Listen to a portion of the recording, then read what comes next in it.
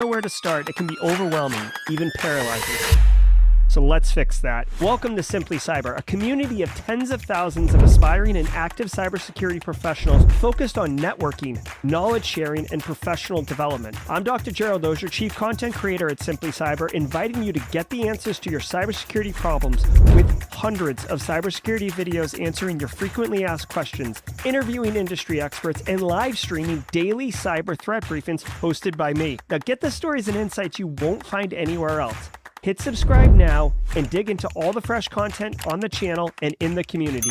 Nothing should stop you from launching and leveling up your cybersecurity career today.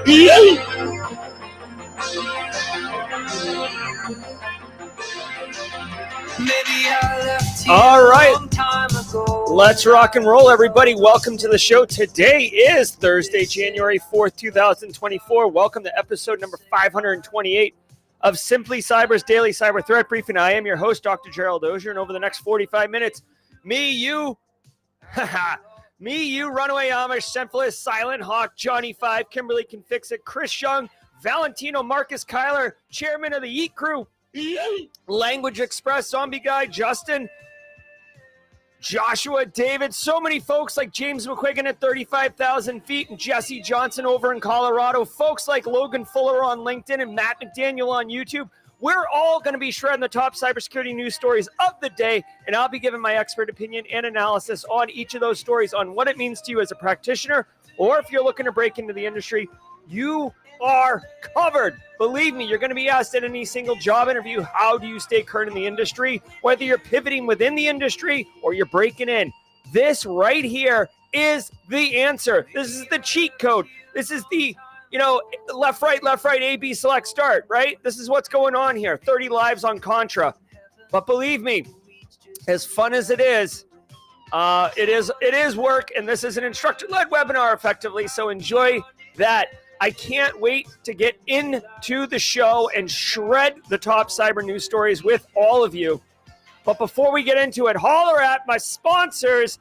Thank you, sponsors, for making me able to get up every single weekday morning, pound a pot of coffee, and come at you hot. Starting with my man, Barricade Cyber Solutions. What's up, Barricade Cyber? Did you know that they're dedicated to helping businesses from cyber attacks and recover from the damage done? Hot!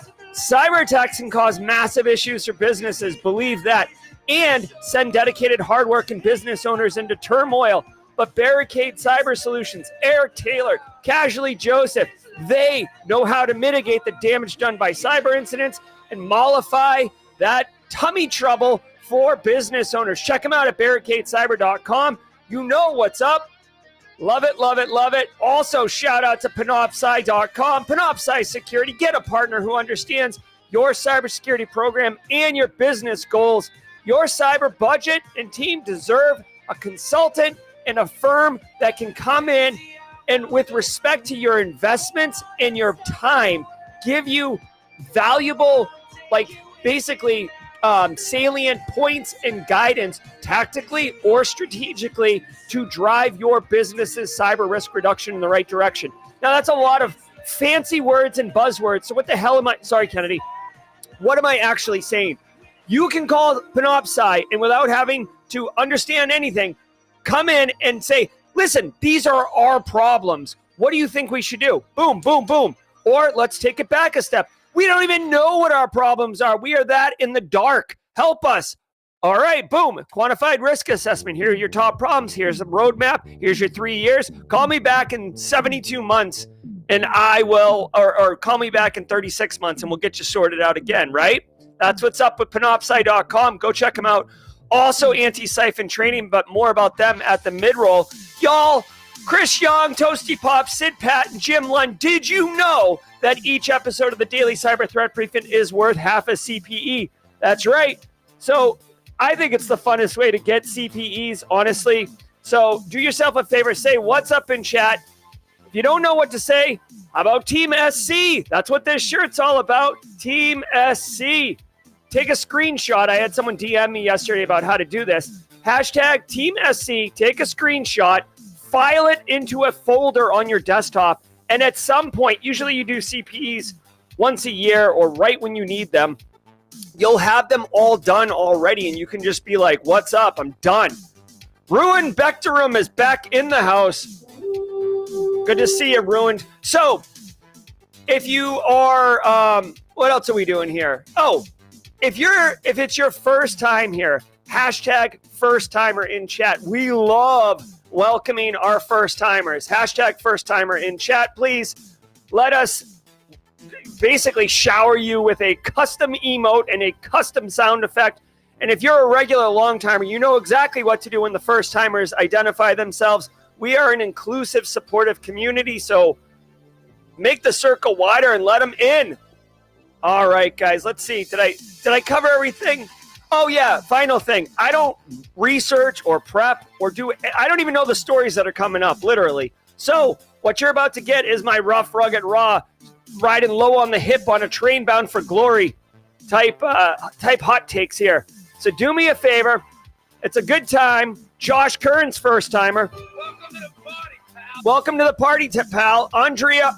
Adriano Gonzalez, welcome to the party, pal. Welcome to the party, pal. Marcio, welcome to the party, pal. Welcome to the party. All right, y'all, we got work to do, so sit back, relax, and let's let the hot sounds of the cool sounds of the hot news wash over us in an awesome wave. See you at the mid-roll.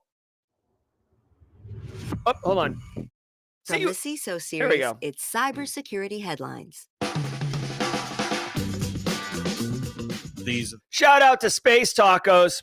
Did we just become best friends? Yep. Space Tacos just making it rain with gifted subs this morning. Thank you so much. If you're one of the 50 recipients of the gifted subs Space Tacos is dropping, welcome to the squad, my friends. Enjoy the emote tray with all the custom emotes, including Bruce Willis from Die Hard saying welcome to the party, pal, because that's what's up. There we go. Welcome to the party, pal. Welcome to the party, pal. Also, first-timers like Jeffrey Narty, Alex Miller, and Adriano, who we already nailed. There it is. Welcome to the party, pal. Settle in, everybody. This is what we're doing. Cybersecurity headlines for Thursday, January 4th, 2024. I'm Rich Straffolino. A call for a formal ban on ransomware payments.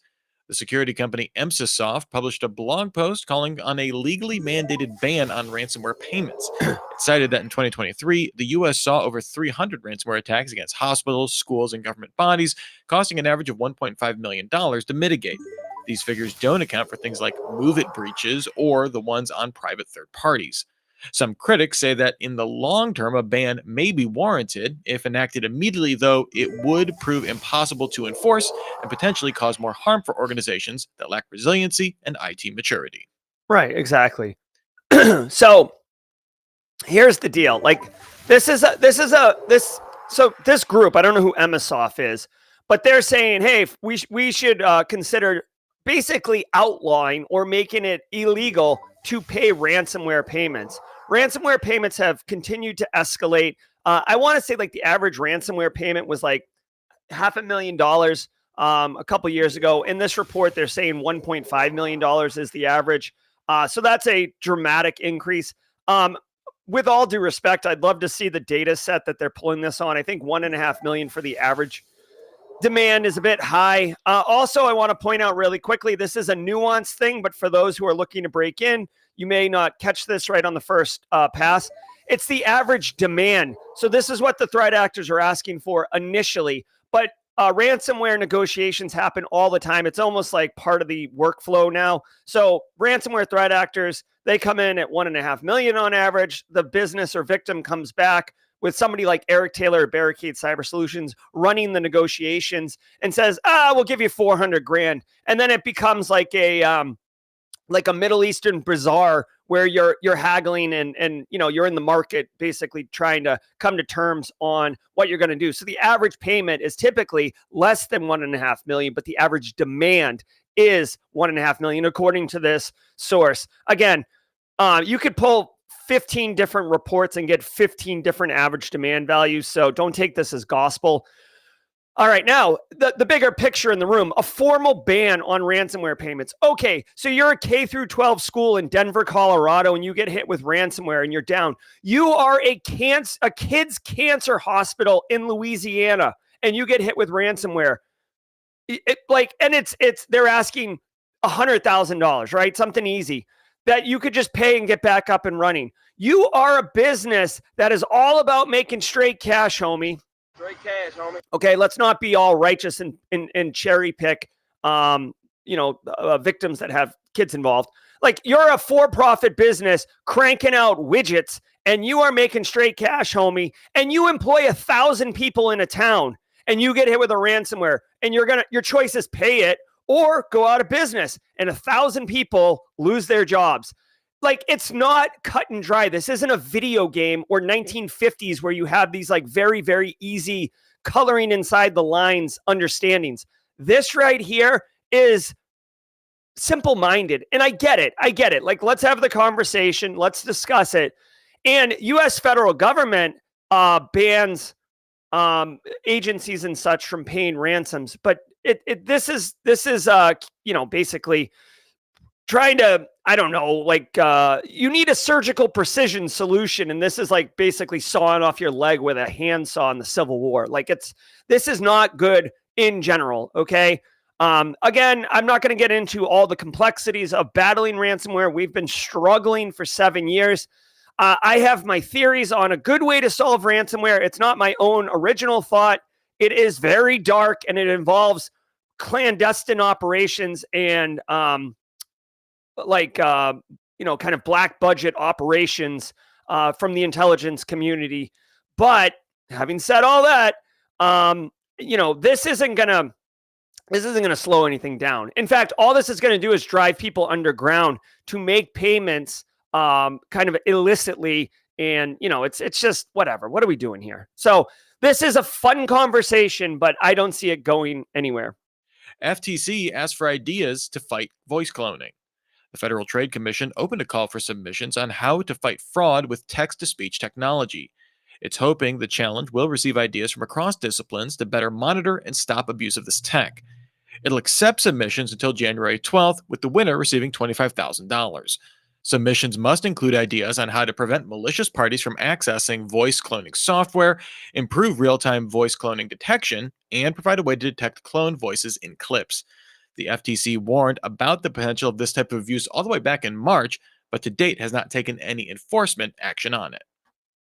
All right. I mean, it's funny that the FTC is soliciting this. FTC is the Federal Trade Commission. I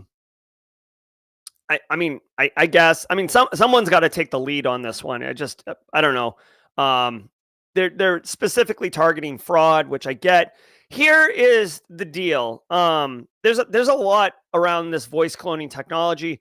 From a cybersecurity perspective, my initial thought goes towards business email compromise, spear phishing with the intent of fraud. It's very easy. Think about this for a second. I send you Stephen Mount now works in finance. Okay. Congratulations, Stephen. Welcome to the finance team. So I send Stephen Mount a phishing email and I say, Stephen, I'm the CFO of the company. Please send money out to this bank account. Okay. And Stephen's like, bro, there's typings here. The email address is wrong. Suck it. No. Then I send Stephen Mount a email from a personal Gmail account with an attachment of a voicemail MP3. And I say, listen, you've received a voicemail, right? Whatever, make it look like it came in as a voicemail. And then it's the CFO's voice saying, hey, Steven, my email's broken. I can't send from work email, but I got this important account that we got to send. Can you just send the money out? Thanks. I'm going to send you a follow-up email with the invoice or account number. What are you going to say? If the entire workflow to validate that it is a legitimate request is to call out of band or get out of band acknowledgement from the requester. That sounds like out of band, right? So you're basically it's going to lead to a lot more fraud. Obviously, I think that there's concerns here around evidence of wiretap evidence, right? So, all right, now Toasty Pops, me and you are basically conspiring to commit a crime. And the evidence to support us being brought to trial is a audio recording. And you and I are like, no, that's faked. That's cloned information. That's like a voice cloning thing. Jerry, my voice is like all over YouTube.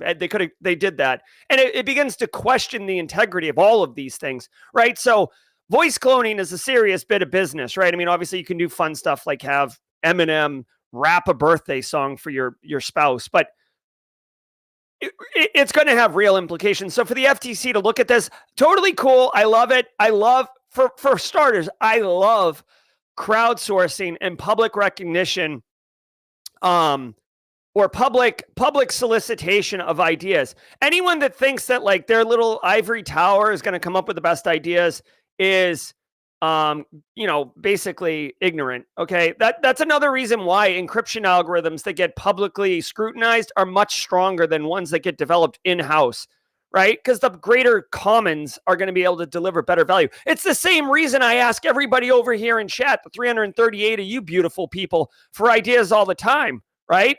Because you guys are amazing. Okay. Regarding this, the one speculative hot take I'll add here, and I hate to sound like such a naysayer and cynical, but like, let's say that voice cloning technology, we're able to detect it because of XYZ. The same techniques that they're used to able to detect deepfakes. We can't see it with our eyes, but computers can basically see kind of the folds in deepfakes and determine it's a deepfake. Well, with AI and all this new technology and LLMs, whatever comes of this, like let's say someone finds some perfect solution to identify voice cloned audio.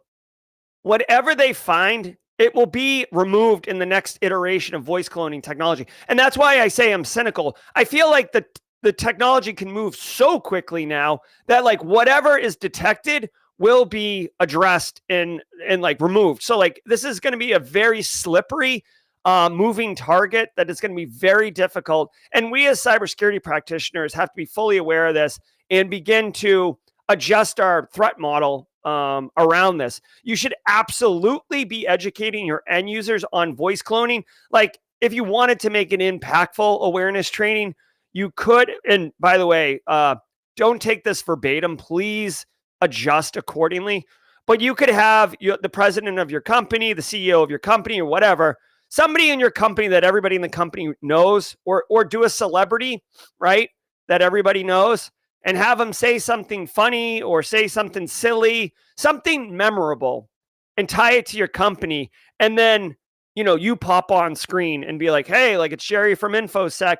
That was, I don't know, like that was Margaret Thatcher saying, whatever, or that was Captain Kirk, right? Saying such and such. But that was a voice clone technology. He never said that. The technology exists today to be able to do this. Be aware, XYZ, right? Like, educate your end users, okay? Using impactful techniques. Cyber attack impacts a French township. The attack impacted a mid-sized township in Brittany. The township's mayor confirmed to local media that it took down all of its IT services, although passport and national ID card networks remain compartmentalized and not impacted by the attack. Community service infrastructure remains open, but with degraded service. No word from authorities about the nature or perpetrator of the attack. All right. This sucks for this French township. Basically, again, hey, this is a municipality hit. I guess I'm not familiar enough with European government, but in the United States, municipalities are commonly underfunded, understaffed. They might have managed IT, like managed MSPs for their IT services. Maybe they have like one person as their IT person for the town. And, it is what it is. So this French township gets hit. I have two hot takes on this one. Obviously, they said they don't know who it is. It could be anyone. Like I have two thoughts on this. Ready? One, it's either a ransomware attack and it's just a crime of opportunity, and that happens all the time. Affiliate ransomware service. Okay. Two, this was a beta test for a larger a cyber attack against a municipality. All right. Like if you were going to like test your capabilities and see if you could do this, whacking some French township, that, a coastal township that, some people have heard of, but it's not like Paris or, somewhere that Jason Bourne would show up. Maybe it doesn't make the headlines as much and no one really does the investigation into it. And you're able to refine your capability, do the workflow for your operators, your team. So that's a theory, not based on anything. But to me, if I was going to like run a massive campaign against a city or a country, I would want to warm up, right? And it's so 10,000 residents, and yeah. Okay, so they mentioned ransomware in here, but it's more tied to France, like just being pissed off about ransomware, not so much that this place was hit by ransomware. Although, if I had to guess, if I had $100, right? If I had $100 and I had to bet it, I think the safe money bet is that this is just a crime of opportunity by a ransomware affiliate that hit a town that was inter-network, like all their services were kind of networked or interrelated. Especially because it's a small town. They may have only had a couple servers kind of running things, and it got hit. It sucks. But it is what it is. Of course, I'm sure the people in France are like, catch me outside. How about that? Right. Any excuse I can to use that sound effect, I will. China slow on approving data exports.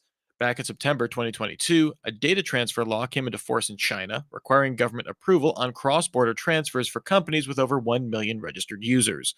The Financial Times' sources say only about 25% of all applications have been approved, with thousands of requests still pending with the Cybersecurity Administration of China, even after the legally mandated 57 working day window. That agency initially published figures on approvals, but stopped doing so in May 2023. And all right. So I don't really know much about this. So I guess there's some Chinese law that says that they'll do data export.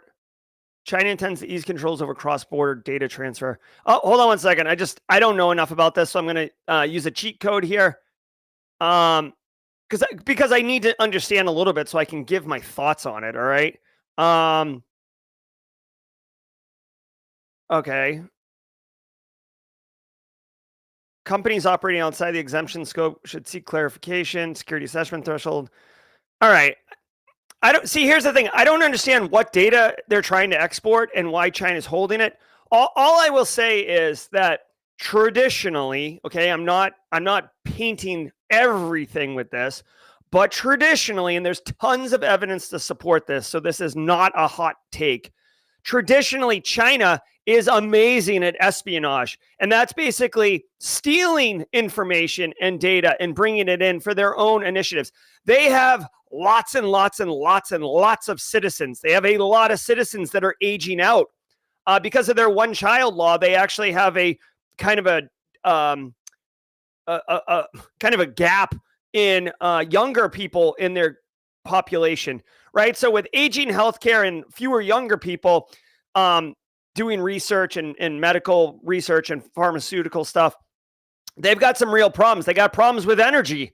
They import a lot of energy. They got problems with food production, right? They've got a lot of, and then plus they're trying to become, first world. I mean, they are a first world power, but like they got a lot going on. So espionage is definitely in their bag, and they're definitely good at it, and they take in a lot of data. So I don't find it remarkable or crazy that data exporting out of China is being constrained and sluggish, and they're dragging their feet. It's like when you tell your kid it's time for bed, and all of a sudden, like one of their legs doesn't work, and they're just like dragging it like they're, in The Walking Dead or something. You're like, what are you doing? You were just running around jumping on the couch, and now your legs don't work. It's like, So to me, this makes sense. If you told me, hey, China is not really doing data export in a meaningful way, a timely way, an effective way, I'd say, yeah, okay, like hot take central. So again, I'm sorry, I don't know everything, And this data export rule, I don't know enough about, but just at the high level, the broad brushstrokes, I'm not surprised. Again, I don't understand if it's like corporate data or if it's Chinese data or like China network data. I don't know, but I'm not surprised. Okay. Sorry to have like a crappy take on that one. Upgrading, Jeff says China doesn't have the one child policy anymore. Yeah, exactly. I know they stopped they did stop a couple years ago. But it takes a generation to repair that problem. Or not repair, but you know what I mean? Like, rebuild the population. So, all right, here we go. Now, thanks to today's episode sponsor, NetSPI. Take the hassle out of dealing with alert fatigue, validation, and prioritization. Instead, use NetSPI's ASM platform to hone in on what's actually important. Attack surface vulnerabilities constantly evolve, causing a lack of visibility and overwhelm your security teams. Start the year off right by partnering with NetSPI to enhance your security program. Visit netspi.com/ASM to learn more. All right. Hey, all you first timers like Adriano, Alex Miller, Jeffrey Nardi, if you're still here, I hope you're having a good experience. But we do this every mid-roll also. Hey. All right. Straight crushing it today, everybody. The train has fully left the station. We are hauling butt down the rails. Thank you to the stream sponsors, Barricade Cyber, Panoptcy Security, and Antisyphon Training. Guys, did you know, if you're a squad member, drop that Antisyphon Training logo in chat, please. Welcome, everybody. Let me introduce you to Antisyphon Training. They are disrupting the traditional cybersecurity training industry by providing high-quality, cutting-edge education to everyone, regardless of financial position. Great teachers, great content, live classes, 4-day classes, 16 hours of content, CPEs, education. I want to bring your attention to 2 classes that they are doing, one at the end of January, one the first week of February, both taught by John Strand. If you don't know John Strand and you look on stream right now, you can see that emote of the guy walking with the explosion behind him. That's John Strand. Dude's legend. He's awesome. He cares. If you like the vibe of Simply Cyber, that's John Strand. Like, he's very much aligned with the same principles that we practice here. He is teaching those 2 courses, Active Defense and Cyber Deception, which I've taken and have a full video review on my YouTube channel for. And he's teaching SOC core skills. End of January, early February. Amazing classes. There's one right there. There's a link. There's the other one. There's a link in the description below for each class. Go. You can take it for $0. So it's just a question. Are you serious about learning? Are you serious about advancing? Do you have the time? Go do it. Rock on. All right. I also want to say thank you to each of you, like Mario, Gozum, Tim and George, Incognito. Thank you for showing up every day. Matt McDaniel, long-timer. Chris Young, relatively newcomer, but bringing the heat. Do me a favor. If you're getting educational value or entertainment value out of the show, hit the like button on YouTube. I'm not pumping my numbers. I don't have a counter behind me. I don't get excited about how many likes I get. It literally triggers the YouTube algorithm to go tell more people searching for cybersecurity content on YouTube that we are here doing this. So pay it forward. It's probably how you found us yourself, because the day before I asked people to do this. Pay it forward. Once upon a time in 1979, you need to be a squad member to get access to the emotes. You could sign up as a squad member. It's $2 a month or $5 a month, depending on what tier you want to support the channel. Hey guys, Simply Cyber Community Challenge. What if I told you for 5 minutes a day, you could blow up your professional network, which is incredibly valuable? Go on LinkedIn, search for the hashtag Simply Cyber Community Challenge, connect with the people posting, comment on their posts, and connect with the people in comments. 5 minutes a day of active work. Because you commented on the comments, people will connect with you passively afterwards. Do me a favor. Do this for 2 weeks and come back and tell me I'm wrong. Do this for 2 weeks, 5 minutes a day. Tell me I'm wrong, that it didn't blow up your network. and your LinkedIn feed is actually valuable. I want to say shout out to Amish Runaway, Anita Sailors, who has got the baton right now. Every day, a new person gets the baton. And Anita, Amish, please tag somebody. La, la, la, la. La, la, la, la. La, la, la. All right, every day of the week's got a special segment. Thursdays are Meme of the Week. Dan Reeder and Haircut Fish makes a custom one. Here it is today, Captain Jack Jerry Sparrow with the eye makeup. Thank you very much, Haircut Fish. Always bringing the mean heat, and this one is no doubt a good one as well. All right, y'all. Anita, tag somebody. Let's get back to work, okay, everybody? I'll see you at the end. Qualcomm warns of voice call vulnerability. The chip-making giant celebrated New Year's Day with a security bulletin detailing the vulnerability.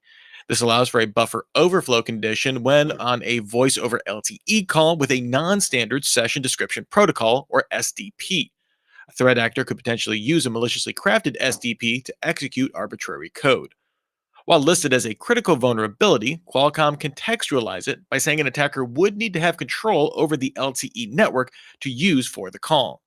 The company disclosed the bug to OEMs back in July, and a patch will roll out in the January Android Security Bulletin. Okay, so this is a serious issue. This is one of those ones, okay, where the issue is serious, okay, but I guess the likelihood is lower, right? So the impact is wicked high, okay, but the likelihood is low. So the risk profile is, adjusted. We as practitioners, right? Like me, B-Rad, Not Rich, Kimberly, like hey, once upon a time in 1979, you absolutely don't have to apologize for being new here. Welcome to the party. Welcome to the party, pal. No one has to apologize for being here. No one has to apologize for their level of experience, okay? Everybody, once upon a time in 1979, every single person in this chat was exactly where you are at some point, all right? So no need to apologize. All right, so check it out, this Qualcomm story. All you need to do is make a freaking phone call to push a buffer overflow into the victim's phone, and you can take it over and run remote code. I want to point out really quickly, you cannot stop somebody from calling you, right? Like, you can't stop someone from texting you. You can report junk, you can send it to voicemail, but you cannot stop it from calling you, right? As far as I know, right? Maybe some fancier phones, you can have like an explicit list or whatever, but for the most part, you can't stop someone from calling you. Which actually introduces something in my mind around the watch we got my son. So anyways, here's the deal. They say the one of the conditions for this risk or exploitation is that the threat actor would have to control the LTE network. Well, that sounds pretty serious, right? You'd have to control Verizon. You'd have to control AT&T. Let me tell you this. Think about it for a minute. If you're a country that runs an authoritative regime and you own the critical infrastructure in the municipalities and you own the phone system, right? Let's just pick China for an example. Then you do own the LTE. So now that part is already done. So really, you could just take over, you could compromise anyone's, right? Now, obviously, with more money, you could also, in my mind, I'm thinking you could also stand up a Stingray, right? Like if you go to Black Hat or DEF CON, you'll see people walking around with like these huge backpacks, and they're basically mobile cell phone towers. Remember this, guys. You can't stop your phone. Your phone is designed to connect to the nearest tower. It looks for strength of signal. That's why when you're hauling butt down the road and you're going from one tower to the next tower, you look like Pitfall Harry in the Atari Pitfall game. There's a deep cut for everybody where you're like, and you swinging from vine to vine. You never drop a call because you automatically hand off to the next tower the strongest signal. So if Johnny's got a backpack with a tower in his bag and he's standing next to you, guess what? Your phone's connecting to that tower. So here's another kind of condition to this. If you have to own the LTE network and someone standing next to you has a tower in their back, guess what? They own the LTE network. So this can be conceived in a couple different ways. They did mention Android rolling out a patch. Qualcomm is a chip maker. I'm pretty sure that Apple produces their own chips that are in iPhones. So that would not, Qualcomm, you're not going to find the issue with iPhones. But if you are running Android and you do have a Qualcomm chipset in your phone, there's no reason not to prioritize getting this patched, okay? You gotta patch it. But I wouldn't like turn my phone off and lose sleep over, oh my God, am I going to get the phone call? Like, just chill, all right? Also, I saw Deb Wigley. People say hi to Deb Wigley in chat. Hello, Deb. How are you? All right. Also, I see BSEC saying in mod chat that you can block numbers and they won't ring your phone. This is true. But for anyone that thinks that you're going to block a number to prevent this attack from happening, I mean, come on, guys. It's unbelievably easy to get a new phone number. I mean, it's trivial to get a phone number. You don't even have to go to like AT&T and get one. You can use a service like, oh my God. There's some massive service that allows integrations and automations with mobile numbers. I can't think of it right now, but basically getting a new number is trivial, right? So blocking a number isn't really going to reduce the risk of exposure on this one. FBI, but I do want to point out, BSEC, I do love that you comment in chat. Okay, I'm not dissing that. I'm not throwing shade. I'm just addressing it. Cyber agents at embassies. In an effort to improve addressing international cybercrime, the US FBI will start stationing more cyber-focused agents at embassies. Initially, this will see a 40% increase in the total deployed cyber assistant legal attachés stationed at New Delhi, Rome, and Brasilia. The FBI began deploying these cyber-focused roles back in 2011, but up until now, the numbers remained fairly stable. This better accounts for the U.S.'s new cybercrime policy, which focuses more on disrupting criminal groups rather than investigating crimes after the fact. Nice. All right. So check this out. This is kind of interesting. This is interesting, man. All right. So the FBI is adding cyber-focused agents to embassies. I would love to talk to Charles Finfrock on this one because I always think of the FBI as like,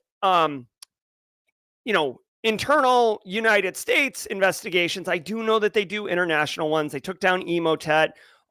They've done other coordinated law enforcement efforts. But usually, in my experience, the U.S. embassies are run by the State Department, and they've got CIA agents and officers running around, coming in and out of the embassy. So you would, at least in my opinion, you would think that the CIA would be adding more cyber-focused agents. Note to Finfrock. Here we go, Finfrock. I'm a crypto evangelist. I love it. So we'll have to ask him later. But here's the deal. I mean, honestly... Better late than never, I guess, FBI. Like, cyber has been a, frontline story. I mean, it has its own battle space in first world militaries. And now you're dropping additional resources into U.S. embassies. I mean, seriously, if you're going to... all right, hey, Amy Devine's got the baton. Let's go, Amy. Thanks, Amish Runaway. Good stuff. Here's the deal. We need more cyber people all over the place, especially in law enforcement, to do incident response, to basically help investigate what happened. And especially if you're going to break in and do a raid on whatever, Revil ransomware gang or something like that. You want cyber people and IT people, frankly, to be able to get in there and understand what they're pulling down. So I love this. I almost see this when I saw this headline. My first thought was, obviously there's a lot of opportunity for work in cybersecurity. If you're again, I'm not being ageist here, but typically younger people who don't have families or have settled roots anywhere are more likely to, want to travel for work and flexible, whatever. Other older people can do it too. So again, I'm not being ageist. This is an opportunity, right? There's U.S. embassies in most countries. The FBI, if they're adding cyber-focused people all over the place, that's an opportunity. So just saying, right? If you're looking to get work and travel to exotic places, you might end up going to Djibouti, not whatever, like the desirable country you want it. Like you're not going to Fiji or Bali, you're going to Djibouti or whatever, insert country you don't want to go to here. That could happen, but just be mindful. Job opportunity. Get your job here. CISA warns about Parse Excel flaw. The U.S. Cybersecurity and Infrastructure Security Agency added a new vulnerability to its known exploited vulnerabilities catalog involving the open source Perl library spreadsheet Parse Excel. We previously covered an active exploit for this flaw impacting Barracuda ESG appliances from late December by Chinese-linked threat actors. The flaw opens the door to remote code execution in Excel. CISA gave civilian agencies until January 23rd to patch it. It seems upgrading the library to version 0.66 resolves the issue, so hopefully this can get rolled out in that window. All right. Hey, squad members, if you're wondering, if you're a new squad member, perhaps, and you're wondering, what are all these emotes? Who are these people's heads? This one right here. This is Jen Easterly, Our Lady. Someone said it in chat. I liked it. It's like Our Lady of Cybersecurity, Jen Easterly. She's the director of CISA, and she's phenomenal at her job. And I will get her on Simply Cyber Live at some point. CISA releases 2 updates for people to be aware of. Actively being exploited. Actively exploited means that there's a threat actor out there with working code that is popping these vulns. So update your patch. You gotta patch it. Our Lady of Cybersecurity, Jen Easterly. Thank you, Chris Young. Update your Chrome. Update your Excel. Chrome's an obvious one. That's like everybody should update that. Some people are abandoning Chrome. I know, I've heard. So if you're not using Chrome, go, whatever. I want to see this Excel one really quickly. The Excel one is a remote code execution. Unvalidated input from a file, string type evals. Sorry, I'm just reading this really quickly to understand it. So, all right, here's the deal. Okay. I gotta remind you about 2 things. One, when you see this, you might say, okay, the problem is with Excel. This is not the case, right? It's possible that it could be exploited in Excel, but the story that they mentioned here, and we actually covered this in the news story a couple weeks ago, is that email security gateways, like Barracuda's email security gateway, scan files for malicious content, right? So I send Zmif an email full of malware, and the email security gateway never delivers the email because it's loaded with malware. Well, if I send Zmif a Excel file, custom crafted Excel file, when the email security gateway analyzes that Excel spreadsheet to see if it's malicious or not, that's when the exploitation can happen. That's where triggering that parse exec vulnerability can happen. And then you can basically own the email security gateway. And believe me, if a threat actor owns your email security gateway, you better be happy that you wore your brown pants that day, because you're going to be in for a world of hurt. So basically make sure not just that Excel's updated, right?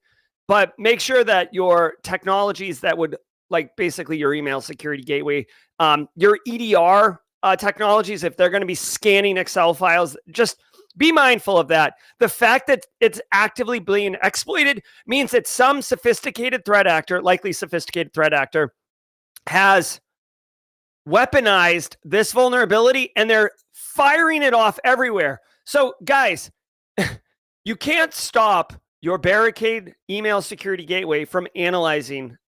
I mean, you could configure it that way, but it'd be kind of dumb to configure it not to scan it, right? So, and you can't stop an email from being sent. So whoever has this capability, they can just fire it off, right? So you got to be careful about that. Obviously with Chrome, watering hole attack, sending you to a website that's got exploitation built in, and then you're screwed.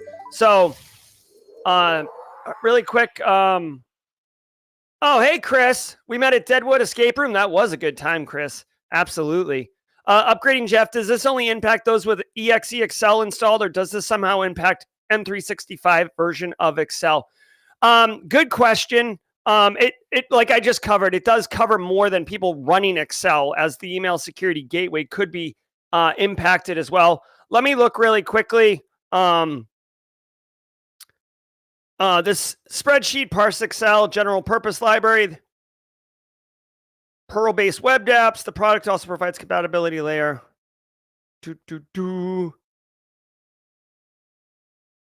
It doesn't say one way or the other, upgrading Jeff, but I guess the first thing I would do is basically go look at what CISA is saying. So normally when you have a CVE, there's usually a post like this one at the National Vulnerability Database that gives you some understanding of CVSS score and a bit more information around the actual issue itself. It says it's a Perl module. So this issue, upgrading Jeff, based on what I just read here, again, I don't research these stories in advance. This is not an Excel executable issue. You do not have to update Excel. You don't have to worry about the cloud version versus the on-prem version or the FAT client. This is literally a Perl module designed to parse Excel files. The Excel file format gets parsed using this module. So the actual action here for cyber pros and IT people, and it's going to be hard because this is a supply chain, software supply chain issue, is you need to find out what technologies in your environment are using this Perl module as an import, and then basically you got to patch it. You got to patch it. So TLDR, this is not an Excel issue. This is a Perl module that parses Excel files issues. Now, it is possible that Microsoft uses the same Perl module in their FAT client, but I seriously doubt it. I don't think the FAT client would be importing Perl modules or uses Perl. I seriously don't suspect that the cloud version in M365 is using Perl. So your exposure is low, but the thing is, just like with Log4j, in any software supply chain issue, figuring out where this Perl module is not a trivial task. You don't just you don't just elite hacksaw all the things, right? Like, hold on. You don't just do this. Ready? Hold on. You don't just do this. Oh, I'm hacking. Hold on. I'm hacking. I'm in. You don't do that, right? It's like, oh, there's the Perl module. It's a hot mess express. Just be mindful. Keep and generally fundamental best practices. Keep your stuff up to date. Keep it patched. Stay close with your vendors, especially on mission critical applications. And you may want to evaluate who your email security gateway solution is. I'm not going to throw shade at Barracuda, but I don't use Barracuda. LastPass updates password requirement. Since 2018, the password manager LastPass recommended using 12-character master passwords, although users could ignore this by default. Back in April 2023, the service began requiring new users and those resetting passwords to use a 12-character minimum. Now it's begun rolling out a hard 12-character master password requirement on all accounts. If you don't have that, you have to change it. The company will also start checking updated and new master passwords against previously leaked credentials found on the dark web and notify users before allowing them to change it. This comes after the password manager experienced 2 breaches in 2022, which resulted in stolen vaults tied back to significant crypto losses. Remember to tune into... All right, so LastPass going ham. I mean, whatever. So LastPass got breached through a lead developer. Everybody's vaults got compromised. Everybody's vaults got taken, but they were encrypted, which was a great move by LastPass. If you had a crappy password or you had reused passwords for your master password vault password, first of all, I don't throw shade often, but what are you doing? Why? Of all the passwords to have weak or reuse, the password that unlocks all of your passwords, bro, don't do that, okay? Now, LastPass is trying to recover from the reputational damage. This is one of the few instances where real brand reputation happened. I know a lot of people are asking me like where to go and how to like LastPass, more like last resort. Brent B, that's funny. So LastPass is saying, oh, you got to have a 12 character password now. That's fine. I think what LastPass should say is LastPass now requires multi-factor authentication for better security. That would be a play. Yes, a 12 character password is fine, and you will not get a brute force attack on a 12 character password. But if you have a amazing 12 character password that you use everywhere, that isn't going to help you because it's called password reuse. And when your Food Network account gets compromised and they take your 12 character password and they put it in LastPass and they open up your password vault, again, you might as well buy stock in brown pants because it's all over. Your entire wardrobe is just brown pants, okay? So, by the way, I am wearing brown pants today, which is kind of funny. 12 characters, fine. Multi-factor authentication, much, much better. I know this story isn't about multi-factor authentication, but for Christ's sake, sorry, Kenneth, we need multi-factor authentication as a requirement, especially for something as sensitive and as valuable as your password vault. Dudes, and oh my God. And the thing is, I know getting people on password vaults has a huge onboarding level of effort, and less technical people are kind of put off by it. But I don't care. You know what? Put on your gloves. Let's get dirty and onboard everybody onto password vaults using multi-factor authentication. LastPass, I mean, dude, it's a half measure. 12 characters after the fact when everybody's accounts got popped. Nice effort, but this is a half measure. You need multi-factor authentication all day, every day on your sensitive things.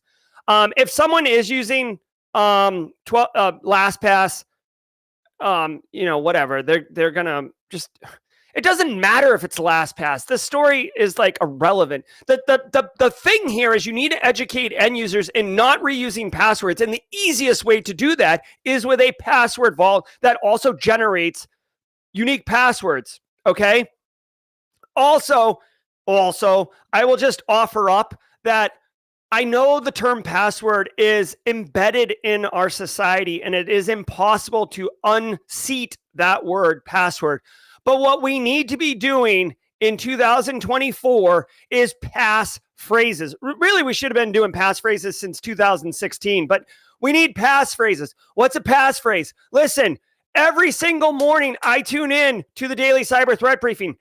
That sentence I just gave you has capital letters, has blank spaces, which are special characters. It has probably 75 characters, and it's wicked easy to remember. So don't constrain yourself to some crappy, randomly generated 12-character password unless you're using a password vault.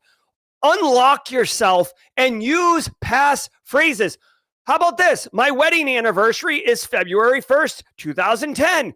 First of all, that's got numbers. It's 70 characters. It's got special characters, capital letters, lowercase letters. I'll never forget my wedding anniversary. Spoiler alert, that's not my real anniversary. That's just an OPSEC one. But my thing is, you don't have to make it difficult on yourself. You can have a wicked easy to remember, really complex passphrase. All right? Agreed. Okay, so BSEC's using multiple exclamation points here to abandon passphrases and just get on passwordless authentication. Here. I'm all about some passwordless authentication. Passwordless authentication is so hot. That Hansel's so hot right now. Yes, working in some Will Ferrell into the show. All right, guys, let's do this.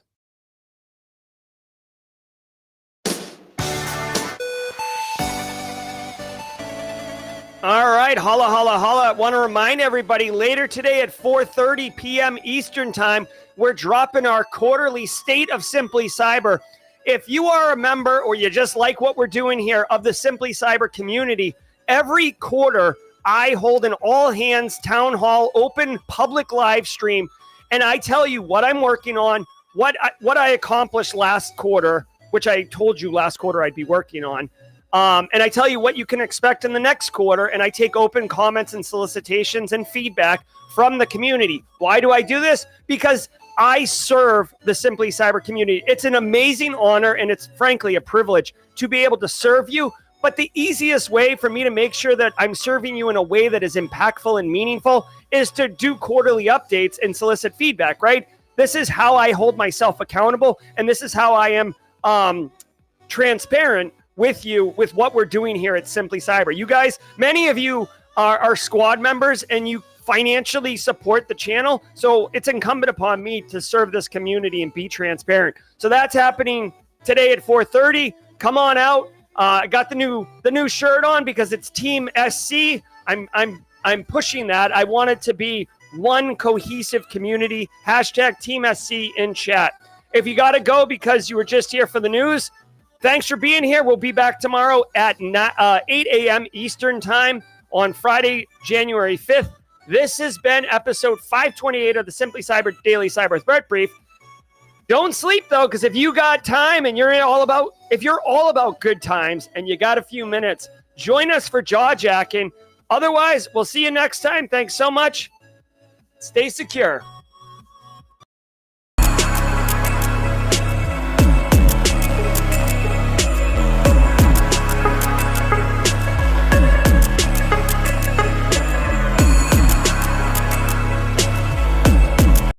Hey, what's up, everybody? Welcome to Jaw Jack, and I am your host, Jerry Guy. Hopefully you guys had a great daily cyber threat briefing.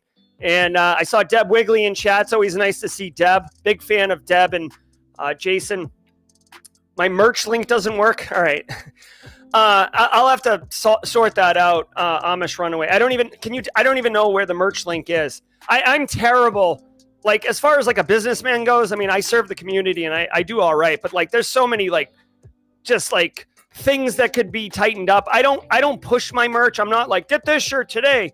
But I think if you go to simplycyber.io/merch, that might work. Let me check it out really quickly. Yeah. Oh shoot. Are you serious? Check this out. Dude, I didn't even know this. 24% off everything right now. I don't control the merch store when the discounts happen. If you want to scoop up a Simply Cyber merch, shirt, mug, hat, stickers, whatever, it's 24% off right now. Heck yeah, man. Giddy up. All right. There you go. I didn't even know. You can't buy this shirt. This shirt is exclusive right now. There's only 3 instances of this shirt. I have one. Mrs. Auger has one, and the very talented Kimberly Can Fix It has one. This is not available yet. All right. So yeah, I mean, what's cracking, y'all? What do you want to talk about? Chris Young wants brown pants in the store. Yeah, I'm wearing corduroys, man. Look at these. I'm trying to make corduroys cool. I'm failing. I'm on a mission to make GRC cool, or at least socially acceptable, and I'm back into like bringing corduroys online. You could steal the shirt, Brent B. I step out of the studio and get hit with a sock full of pool balls. All right, so people are taking it as a challenge to get this shirt without it being available. Edwin Blanco says he wants to give it a shout out to Chris Young, Chris Whitlock, Professor Black Ops for sharing knowledge of Discord GRC study hall last night. Yeah, absolutely, guys. If you're in my GRC analyst masterclass, or you're just interested in GRC, I want to let you know that on the Discord server there is a GRC study hall that happens. It's a live audio thing, audio meeting on I think Wednesday nights. June, thanks for the squad membership. Udo Abraham, thanks for the squad membership. And Lazaro, our very own Lazaro, love the community. Thanks so much for the continued support. Oh my God. Yeah, guys, I actually went through. So check this out. I went through my t-shirt drawer the other day because I couldn't close the damn drawer. And I got rid of a couple. But I literally have 10 Black Hills Information Security shirts. That cabinet right there has got a bunch of shirts. The other day when I had Bo Bullock on Simply Cyber Live, he and I were both wearing the malware finds a way, Jurassic Park shirt. So I had to change, which is why I keep shirts in there. So, all right. So let me help you guys. I'll answer any questions. I'll tell you whatever. Hopefully you guys are into coming to the town hall meeting later today. So Luke Canfield says, what GRC extension am I running? This one is, let me see. Let me look. This one here, I'll just show you because I don't know, like, it's this one. ChatGPT -- summarize chat 141. I guess this one, does that work? You can see I got all ad block, ghostery, all these things. It's a great, I don't use that extension very often, but like literally if I need a quick synopsis, it's a very useful extension. B Rad, not Rich, is not actually you. Okay. Once Upon a Time has a good question. Let me scroll back and see if I can find it. Where is Once Upon a Time's? What would you consider an entry-level cybersecurity profession? I need remote work. Well, it depends what you want to do. Once Upon a Time in 79, but I would say that there's really two good remote work entry-level jobs that you could get. One is SOC analyst. A lot of managed security service providers that do managed detection and response services. So like, look at Expel. They're a big one. Look at Arctic Wolf. They're a big one. They will have their staff anywhere because it doesn't matter because they're servicing clients that are everywhere. And actually, they're almost incentivized to do it so they can have round-the-clock coverage. Space Tacos, I'm going to answer your question in 1 second. The other one I would talk about is GRC remote work because, it depends on what you want to do, but you can handle information security awareness training. You can respond to data calls for, information security surveys, etc. So once upon a time, I would search for SOC analyst and GRC or risk analyst, compliance analyst, those type of thing, audit. Okay. Space Tacos with 7 months. Space Tacos. Love it. Love it. Love it. Real quick. Hold on. So Justin Rohr says, how long is the GRC masterclass? You could take it in 2 weeks. If you wanted to fast track it, you could probably crush it in 10 hours. I don't know if you would get all the information from it if you did it in 10 hours, but that's how long it is. Space Tacos, tips on cyber department audit if I want a job there. So I guess if you want a job in audit, in cybersecurity, you have to, like, what are you going to audit against, right? ISO, NIST, PCI. So whatever that department is holding themselves accountable to, whether it's PCI for payment cards or their NIST CSF based or whatever, or FISMA, right? FISMA is a huge opportunity. Space Tacos, I would actually say CMMC. They just relaunched CMMC again. And there's going to be a massive amount of work for CMMC audit and compliance. I would focus there. If I had more time, that would actually be a really good video. So check out CMMC, Charlie, Michael, Charlie, for that's what I would do. Get smart on that. And then I would actually start going on LinkedIn and putting out content around your skill with CMMC and audit. Let people see what you're doing. Also, it depends if you want to do that or not, Space Tacos, but there is a Discord server that's all about CMMC. It's called the CUI server. Go look up Jacob Horn, Horne, on LinkedIn. He's always talking about that. Curiosity for life. Where do I keep my t-shirts if not in a drawer? I mean, I have it in a drawer, but this cabinet right here is like a closet with a coat hanger and some shirts in there. Chris Young, the Simply Cyber Con shirt looks good. I agree. I love that one. Kimberly developed that. Why are ports? Okay, so Chris Young, why are ports and networking key to DevSec Ops Analyst 1 level job? Chris Whitlock recommended a job for me to apply to, but not sure why the bits are essential beyond Python knowledge. Why are ports and networking key to DevSecOps analyst level 1? Well, I mean, so Chris Young, I'll tell you, like, it doesn't matter if it's DevSecOps or it's GRC analyst or it's SOC analyst. Like, ports and networking, like ports, like for those who don't know, ports are like at level 3 or 4, depending on which way you count the stack. But level 4, the transport layer of the OSI stack, and level 3 is the networking IP layer of the OSI stack. Those are critical to understand because it's basically how two endpoints will communicate with each other and how networking devices move packets and information and data around a network. And because everything is super interconnected, it's always happening, especially with like cloud and all these other things. So for DevSecOps, I mean, with DevSecOps, my immediate thought is you're doing all sorts of automation, orchestration, remediation, right? Kind of the SOAR playbooks and stuff. So understanding like what network, like say you're going to run an automation where you detect a compromised asset, okay, in the cloud, and the workflow is to identify it's compromised.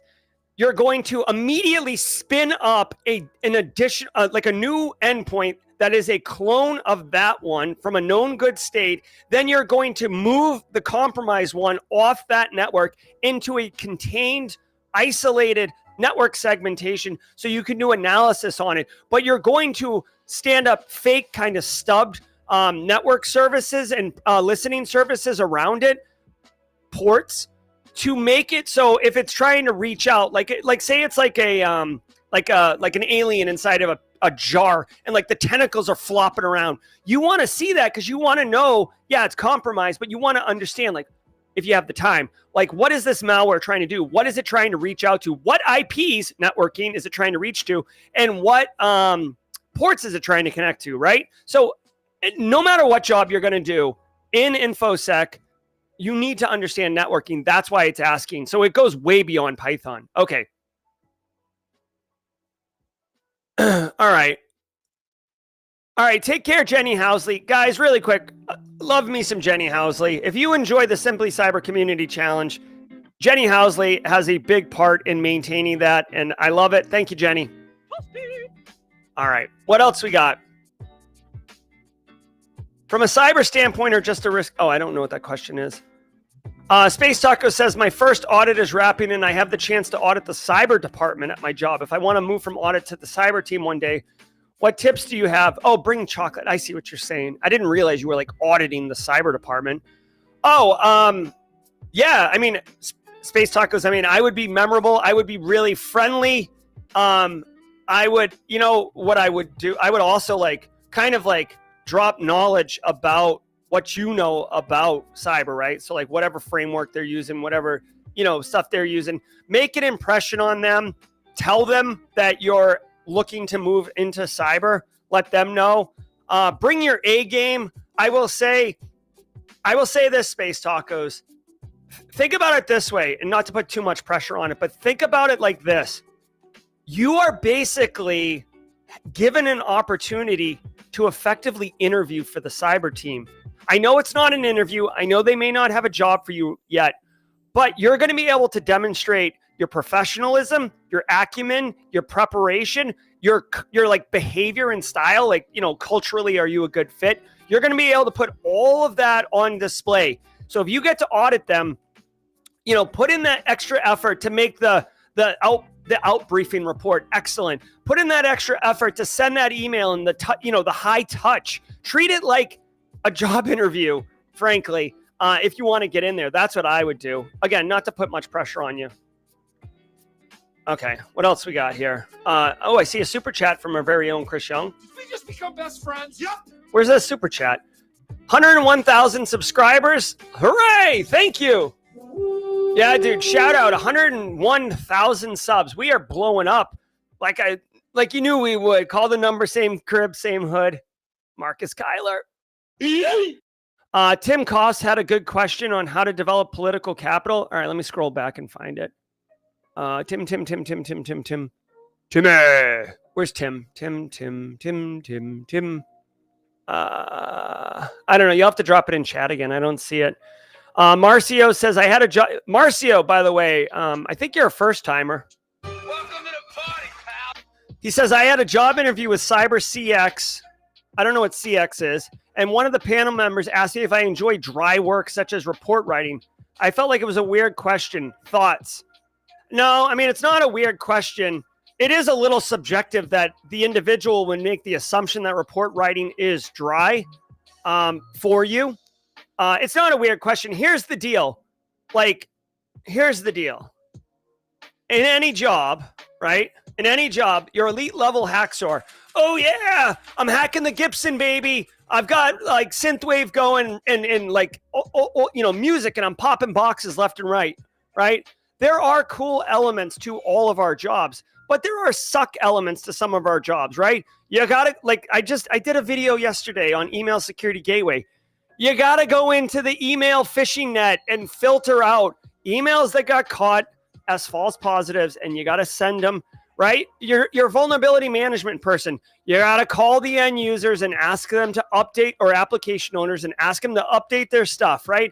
There is bullcrap, menial work in cybersecurity. It's part of the gig, okay? So I think in them asking you that, they were probably gauging, like, do you understand that it's not all fun stuff all the time? I would say for a question like that, report writing, be like, I mean, I don't know how you responded, but for me, I would respond basically like I just said, like, yeah, I know writing reports can be dry, but, honestly, that's the opportunity to really engage and make impact. Again, I know you didn't ask me to answer this question, but I would think about this. Like, dude, I pen test your company and I hack all the things. Yay for me. Like, oh, I throw my shoulder out, patting myself on the back. But does that actually drive cyber risk reduction for the business? No. You know what would? Me writing a report that outlines how I, owned you and what you can do to fix it. Boom, value. Oh, I do a GRC audit for NIST Cybersecurity Framework, and I do a risk assessment of all your vulnerabilities. I know where you can spend your money in 2024 to realize the greatest return on your investment with the highest cyber risk reduction. Okay, do you want to tell me? Sure. Do you know how I do that? By writing a report and delivering it to you. So something as dry as that is part of the entire life cycle of what we're doing here. And you have to realize some things suck, but they're required for the entire solution to work in an effective way. If we're not driving cyber risk reduction, then what are we doing here? That is the job. Sorry, Marcio. I don't know why I just lost my mind on that. Is there a channel on Discord for meetups? Yeah, I mean, there's a channel on Discord for conference meetups. People could leverage it. Oh, I got lightheaded from that little flip out there. Here's a super chat for 10 bones. Chris Young with the super chat. Did we just become best friends? Yep. Yeah. Thank you. Thank you for answering questions during jaw jacking and giving us to all of us freely. I've collected tons of gems during the sessions. Please keep doing the great things, Dr. Auger. Yeah, thanks, Chris Young, for the for the super chat support. And I'm glad that you get value out of what I'm dropping here. This is what I do. This gives me satisfaction and fulfillment, and I'm very happy. I serve the Simply Cyber community. Simple as that. Yeah, I might have my face smeared all over the place on social media, but like at the end of the day, if you boil it down, I'm serving the community. Also, hey, programming note, today is Thursday, January 4th. I start back teaching at the Citadel on Thursday, January 11th. So jaw jacking will be limited to Monday, Wednesdays, and Fridays starting next week. All right, looking at questions here. Ryan Gardner says, any secure coding practices or trainings to look to do more cyber resiliency stuff at work? That's a good question. I haven't seen too many secure coding practice type content. It doesn't mean they're not out there. I'd actually throw it to the community. Does anyone have any good suggestions for secure coding practices and learning that? Let me know, and obviously let Ryan Gardner know, please, in chat. Ima Aquara. Anissa. Hey, Anissa Redmond. First of all, Anissa, blue badge. Love it. Anissa Redmond, been a long time Simply Cyber community member. Hadn't seen her in a while. And maybe you've been here, Anissa, and I just haven't seen you. But it's great to see you in chat. I hope everything's well, and good luck out in that cold, man. Woo! Ima Aquara says, how would you create a GRC for a real estate company? For example, I want to use my husband's business as a hands-on experience to put on a resume, but not sure where to start. Yeah, no problem, Ima. Depending on how big it is, what I would do the following. Okay. This is the CIS 18 controls, right? This is, to me, the CIS 18 is an excellent training wheels cybersecurity program. I would get the, basically there's going to be an Excel spreadsheet with these controls. I would grab these up and I would map them and then basically do a baseline assessment of your husband's business on where it is. Secondly, so by doing an assessment, right? This is a popular, like anytime a CISO gets hired at a business, this is like the first thing they do. If you do a baseline assessment using something like CIS 18 for your husband's real estate business, you will then have a picture of like, where are we? And you're going to be doing audit work. And you're going to be doing information security program building work, which is clearly a GRC function. That's the G. Next, you can do kind of a risk assessment on where the gaps are. And there's going to be tons of gaps, okay? So where are the gaps? Now you've got risk assessment experience. Then you could say, all right, husband, like, here are your problems. Here's the biggest ones. Let's fix these. That's how you could get GRC work and hands-on experience. Now, that is academically how you would do it. If I was hired by your husband's real estate business to actually drive cyber risk reduction, I would do all the things I just told you, but I would do all of those things I just told you second. What I would do first, hold on, let me make sure I don't have a meeting.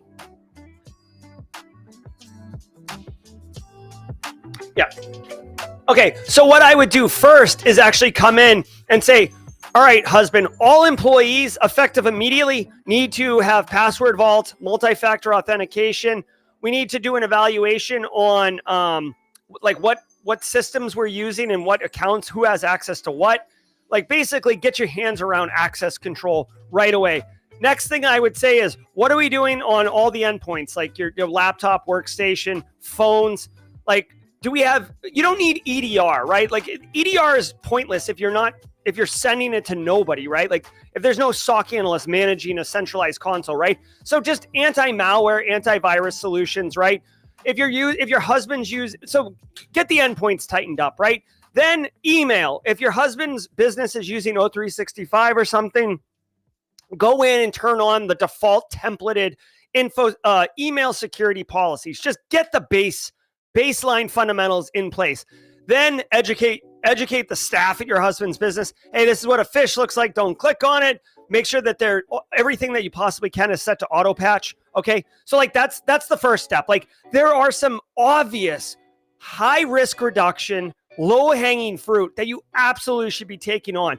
It doesn't help you if you spend 3 months doing a baseline assessment and your husband's just, with all due respect to your husband's just like clicking on everything that comes into email. Put those initial fundamentals in place, then do a baseline assessment, and then drop it like it's hot. And then send your husband an invoice. I don't know why I thought that was funny. Okay. All right. So, hey, Kimberly Can Fix It is sharing this resource online. Oh, my God. For secure coding practices, I just got wicked lightheaded. Give me a second. Okay. Kimberly just sent this secure coding practices. I haven't vetted this Code Wars. I don't know if this is legit or not legit. But Kimberly sent it and it sounds good. So worth checking out. Also, BSEC, who knows a thing or two about a thing or two, has shared writing secure code. I bought that. Hey, check me out. I bought this in 2010. Approved by me. For what it's worth, 2010, I was going through a master's in computer science program, I'm pretty sure. No. What was I doing in 2010? I was in school. I was either getting a master's in computer science or a master's in information assurance, which I remember buying this book for reasons that I was looking at securing code. I think it was my master's in information assurance. So anyways, I've evaluated this book in the past. I don't remember doing it, but I've evaluated this book and I purchased it, which means it's pretty good. So thank you, BSEC, for that resource. And thank you, Jerry, from 14 years ago. Okay, what else we got? You're welcome, Ema. Thank you so much. You're welcome, Legrat. That sucks. Too much coffee. Okay, hold on. Oh yeah, I didn't have breakfast. I don't eat breakfast. Although I do have I have Mrs. Auger. I love my wife, guys. Oh my God, I love my wife. Check this out. Like, this is a total jaw-jacking thing. You guys are gonna love this.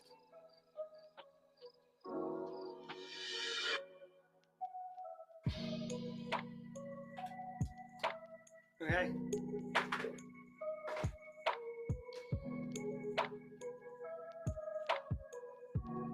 Mrs. Auger keeps that pantry snack bin stocked up. It's like a vending machine with a cheat code. And I mean, that's just one of the amazing things my wife does for me, but that's a really I'm going to get into that after I get off the show here. I'm going to be also good news. I'm filming the final 2 lectures of the Cybersecurity 101 course today. Hopefully I'll be recording all the labs very soon, but we are wicked close. The beta testers are in there. Hopefully they're enjoying the class and getting some good value from it, and also getting feedback. For Chris Young is a beta tester. Jesse Johnson is a beta tester. They're in chat right now. Emilio Garcia is a beta tester. He's in chat. So I know, Legrat. Everybody, Nick Barker was commenting on that. People are always yelling at me to eat. I'll eat. Don't sweat it. I'm not going to pass out yet. Oh, cool. Elite Gunslinger. Please let me know. Please let me know. And ISC Squared, I did evaluate their policies, and as far as I'm concerned, I could make a good argument about why it applies. CompTIA is the only one that it could be a little dicey on whether or not they accept it. But dude, here's the thing. Chris Whitlock, yeah, you're also a beta tester. So, here's the thing. If any organization pushes back on the CPEs, we'll have to solve for it. Here's the deal. If I put a registration wall in front of this and you had to register, and at the end of the episode, I emailed you a certificate for CPEs, we could do that. But the crappy thing is, I guess I could do that, and you would just have to opt in to registering. I wouldn't paywall it. I will tell you this. I don't know if anyone knows this. Last year, I got approached by a company that wanted to buy the daily cyber threat briefing. They wanted to buy it and have me continue to run it, but they were going to paywall the daily cyber threat briefing. And that's when the conversation ended. I'm like, what? You obviously, no. No, CompTIA is great for Security Plus. That's what CompTIA does have, the Security Plus. I'm saying the CPEs and their policies around what qualifies as a CPE is a little muddled as far as what we're doing here. The daily cyber threat briefing, by the way, I say half a CPE because that's 30 minutes. The show's an hour long, but I want there to be no confusion that, the first 10 minutes is sponsor reads and there's a mid-roll. Fine. Whatever. Let's do half an hour. There's definitely a half hour of content. It is effectively an instructor-led webinar. If I said, okay, here's a Zoom call and you have to register for it, and I'm going to be covering these 6 news stories and how it relates to the industry, that would absolutely all day, every day qualify as an instructor-led webinar. I just don't do it that way because It's not what I want to do. I don't want this to feel corporate. Thanks, Chris Young. I'm glad I didn't sell too. Let's see. Sounds like the LTT $100 million offer they refused. Let's see. 925. We're going good. Eddie Uko, the beta testers are closed right now. I'll be launching the course. The course should be available to people in, late January, early February, depending on the beta testers. Once upon a time in 1979, got Net Plus and Sec Plus. Congratulations on that.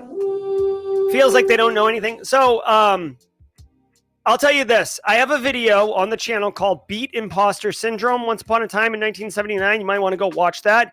I also have a spoiler. Listen, once upon a time in 1979, I have multiple advanced degrees in this field. Okay. I have 20 years of experience. I've done a ton in this field. I just got asked a question just now about resources for secure coding, and I didn't have an answer. It doesn't matter where you are in your career journey. You've got to come to grips and be comfortable with that. You'll never know it all. There's a ton you won't know. And that's part of the draw for a lot of people to cybersecurity. It's constantly evolving. It's a massive field. You can go down a rabbit hole as deep as you want on Android malware forensics analysis. You could be the specialist there, right? Or you could go broad and be a SOC analyst, right? So don't sweat that if you feel like you don't know anything, you do know stuff. Don't be hard on yourself and just know that there's a ton more to learn. That I will say this, and this is something I want everybody that wants to be in cybersecurity to get into cybersecurity, but this is a real truth that only you can answer for yourself. If you're going to work in cybersecurity, you have to continue to learn. You have to continue to develop. Basically climbing the hill to get to the top of the hill and break into the industry or whatever. Guess what? When you get to the top of the hill, there's another hill directly in front of you. You will never reach the top. And it's not a threat. It's just a reality. Threat actors are constantly changing. Technology is constantly changing. Initiatives, projects, everything's constantly changing. You've got to adapt, right? Anyone that is chilling is going to be left behind. That's it. Again, it's not a threat. It's just you got to answer the question for yourself. Are you comfortable with constant development? If not, it might not be a good run for you. Take it easy, Michael Huskin. Exactly. Laura Flores, it's the nature of cybersecurity to not know very much because there is so much to know. Well put.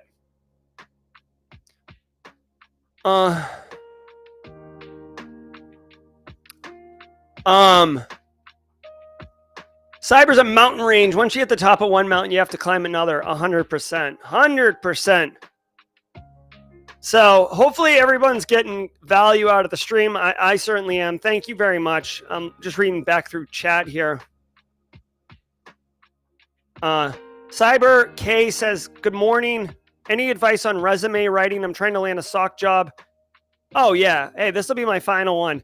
Cyber K, my favorite thing to say on this, my favorite thing to say to anyone, frankly, is I've got a video for that. Check this out. I've got multiple videos on this one, but you're going to love this one, Cyber K. Playlists? Because I'm gonna do you one better. I'm going to do you one better, Cyber K. Check this playlist out, okay? How to use ChatGPT to basically just explode. Now check this out. Ready? This one right here. These are in order for a reason. This is how to find the job. This is how to blow out your resume. This is how to crush the interview. And this is how to get a better paying job offer. Okay? So use this to find the job. Use this to fix your resume. Use this to destroy the interview. And then use this to get paid. Great cash, homie. Okay? So if all you're interested... Here, I'm going to drop the whole playlist, right? This is the whole playlist. And if you just go on to Simply Cyber and look at the playlists, it's the ChatGPT tutorial one. But specifically, this video is the resume one. And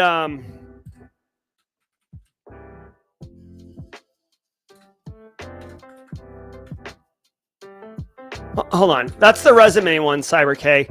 And basically what you're going to do here, I'll just TLDR it for everybody, okay? And then I got to go. I'm really getting lightheaded. Basically, you take the job you want, right? So you said SOC analyst position, right? So copy the SOC analyst position that you want to apply to. Like literally copy and paste it. Don't worry about formatting. Dump it into ChatGPT. Dump your resume into ChatGPT if you're okay with it being in the public space, okay? And literally you say, ChatGPT, here's my current resume. ChatGPT, here's the job I want. ChatGPT, rewrite my resume to be an optimal fit for this job. And then take it and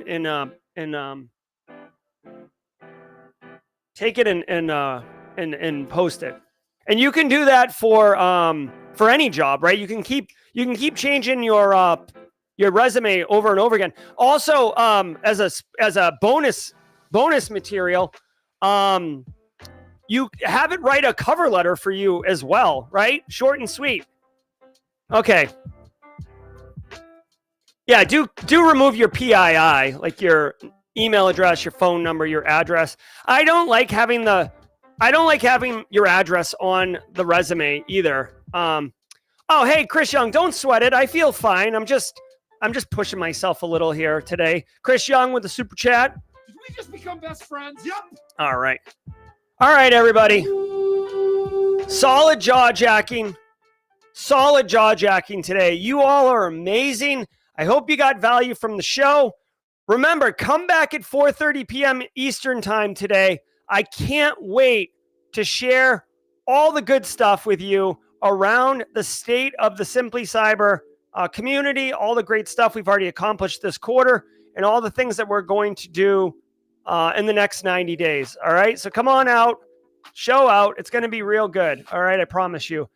All right, I'm Jerry, your chat. Thanks so much, everybody, and until next time, stay secure. Everybody, I hope you enjoyed that content. Keep the cybersecurity train going by connecting with the other Simply Cyber community resources. We have the Discord server that's lively and always keeps the conversation going. You can connect with me directly on LinkedIn. And also every single weekday morning on the Simply Cyber channel, we're doing live daily cyber threat briefings, 8 a.m. Eastern time, as well as Thursday at 4:30 p.m. We're doing live stream interviews with industry experts, and we produce videos that we push out every Wednesday morning. I'm Jerry from Simply Cyber. I hope you enjoyed the content, and we'll see you in the next one.